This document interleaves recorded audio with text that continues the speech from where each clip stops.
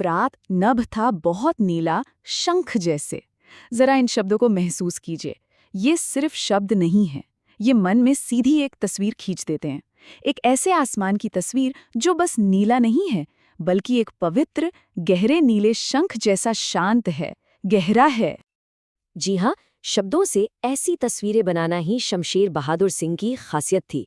तो आज हम उनकी बहुत ही मशहूर कविता उषा की दुनिया में चलेंगे। एक ऐसी रचना जहाँ शब्द किसी पेंटर की कूची बन जाते हैं और कागज उसका कैनवास। तो देखिए, आज का हमारा सफर कैसा रहेगा। सबसे पहले हम शमशेर को एक कलाकार के तौर पर जानेंगे, फिर उषा कविता की एक एक तस्वीर को करीब से देखेंगे और आखिर में हम उनकी उस खास स्टाइल को डिकोड करेंगे जो उन्हें इतना अलग बनाती है। तो सबसे पहले ये बात समझना बहुत ज़रूरी है कि शमशेर बहादुर सिंह को सिर्फ एक कवि कहना अधूरा होगा। वो एक बिंबधर्मी कवि थे। अब इसका मतलब क्या है? इसका सीधा सा मतलब है कि वो शब्दों से तस्वीरें बनाते थे। ऐसी तस्वीरें जिनमें रंग, लाइनें और यहाँ तक कि एहसास भी महसूस किया जा सके।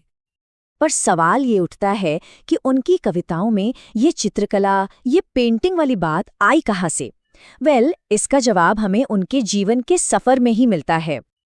अगर हम उनके जीवन पर एक नज़र डालें तो देहरादून में उनका जन्म हुआ, लेकिन उनकी कला के लिए सबसे बड़ा टर्निंग पॉइंट आया 1930 के दशक में। तब उन्होंने उकील बंधुओं से बाकायदा पेंटिंग की ट्रेनिंग ली, और ये कोई मामूली बात नहीं थी। यही वो नींव थी जिसका असर हमें उनकी हर कविता में देखने को मिलता है। तो चलिए अब सीधे आते हैं उषा कविता पर। ये कविता क्या है? ये असल में सूर्योदय से ठीक पहले के वो जो कुछ जादुई पल होते हैं ना, उनका एक रिकॉर्ड है। इसे एक कविता से ज्यादा शब्दों से बनी तस्वीरों की एक सीरीज कहना बेहतर होगा, जो प्रकृति के बदलते रंगों को कमाल की खूबसूरती से कैप्चर करती है। कविता की शुरुआती देखिए कितनी अनोखी है।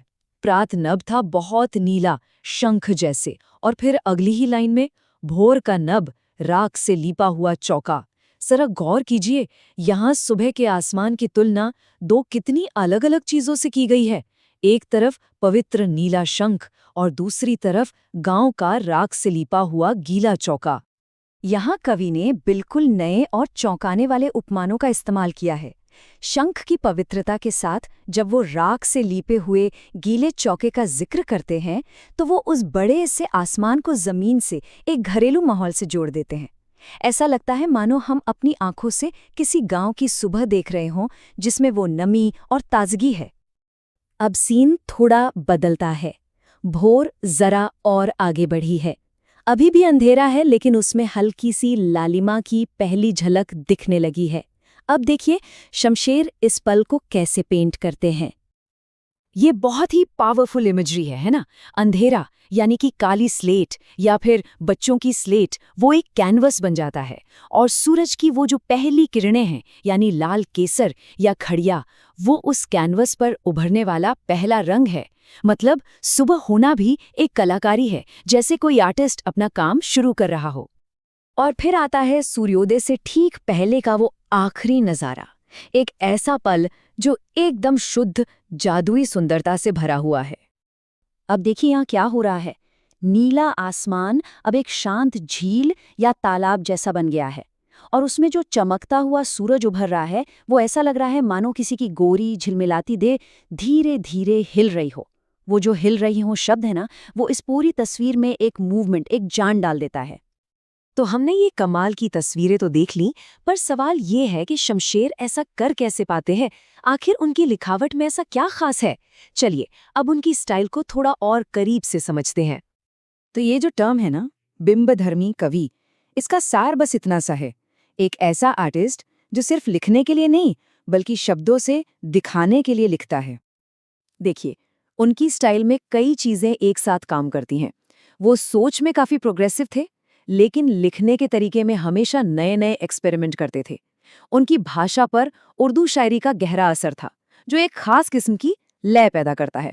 और जैसा हमने उषा में देखा, वो अपनी तुलनाएं या उपमान शहरी चीजों से नहीं, बल्कि गांव के जीवन से उठाते थे, जो उनकी कविता को एक अलग ही ताजगी देती है।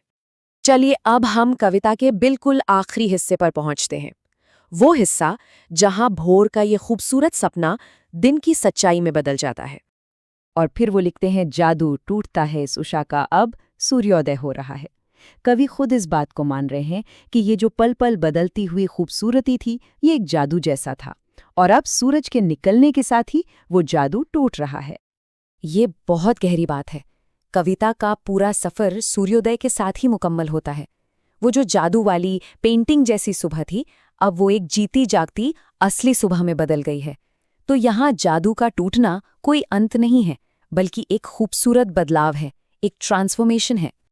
तो अंत में ये एक सवाल हमारे लिए भी है कि क्या उषा का जादू वाकई में टूट जाता है, या फिर वो बस कला से निकलकर जिंदगी में शामिल हो जाता है और अपना रूप बदल लेता है।